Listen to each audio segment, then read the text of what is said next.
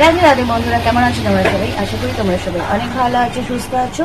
আমিও ভালো আছি, সুস্থ আছি। আজকের একটা নতুন দিন। বেলা এখন 11:30 বাজে। স্নান করেছি, ব্রেকফাস্ট এখনো করিনি। আর উপরে যাব, এবার ব্রেকফাস্ট করব, তারপরে ভোগ রান্না করব।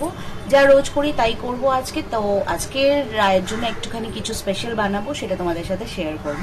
সেরকমই একটা প্ল্যানিং নিয়ে ভিডিওটা স্টার্ট করলাম। রাই আসার পর থেকে বাড়িতে রুটিন একদম ফিক্সড টাইপের হয়ে গেছে।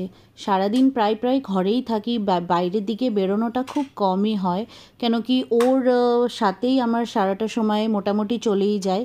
তো যাই হোক, উপরে এসে প্রথমে আজকের ভাবলাম যে অনেক দিন ধরে একটা রেসিপি দেখে রেখেছিলাম, আর রাই আমার মাথার মধ্যে অনেক দিন ধরেই ঢোকাচ্ছে যে মা ওটাই করো ওটাই করো। তো সেটা হলো কর্ন চাট। কর্ন চাট বানানোর জন্যে নরম দেখে যে দুধ ভুট্টাগুলো হয় সেটা বাজার থেকে আনিয়েছি, আর ভালো করে ধুয়ে ওটাকে সেদ্ধ বসিয়ে দিয়ে এসেছি। ওটা যতক্ষণে সেদ্ধ হবে, ঠান্ডা হবে, আমি ঠাকুর ঘরে এসে রাইকে স্নান করালাম, ওকে রেডি করলাম। নাও একবার ওকে দর্শন করে নাও, পরে ভালো করে দেখাচ্ছি। আর এদিকে ওকে স্নান করাতে করাতে কর্নটাও বেশ ঠান্ডা হয়ে এসেছে।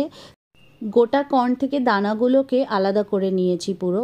তারপরে ওর মধ্যে পনির নিয়েছি, আর পনিরগুলোকে মানে যতটা সম্ভব ছোট ছোট করে পিস করে কেটে নিলাম। আর তার সাথে একদম দুটো কচি শসা, সেটাকেও একদম সেম করে ছোট ছোট করে টুকরো করে নিয়েছি। এবার সবগুলোকে ভালো করে একটু মিক্স করব। নুন দেব, এর মধ্যে গোলমরিচ দেব। আমি কাঁচা লঙ্কা বা লাল লঙ্কা, চিলি ফ্লেক্স, অরিগ্যানো এগুলো কিচ্ছু দিচ্ছি না, কেন কি এটা আমি রায়ের জন্য বানাচ্ছি।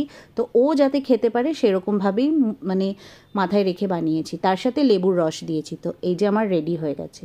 অনেক দিন ধরে আরও আরেকটা কাজ আমার পেন্ডিং ছিল, তো সেটাও করে নিলাম। সেটা হচ্ছে এই বাতিগুলো রেডি করা। ঠাকুর দিতে গিয়ে এই তেল বাতি এগুলো রেডি করতে না খুব টাইম চলে যায়। তো ওটা রেডি হয়ে গেছে। ওইদিকে আমার ভোগ নিবেদন করা হয়ে গেছে। ওটা করতে করতে আমি আগে ভোগটা নিবেদন করে বাতি বানাতে এসেছিলাম। তো দেখে নাও, দর্শন করে নাও, রাইকেও একবার দর্শন করে নাও।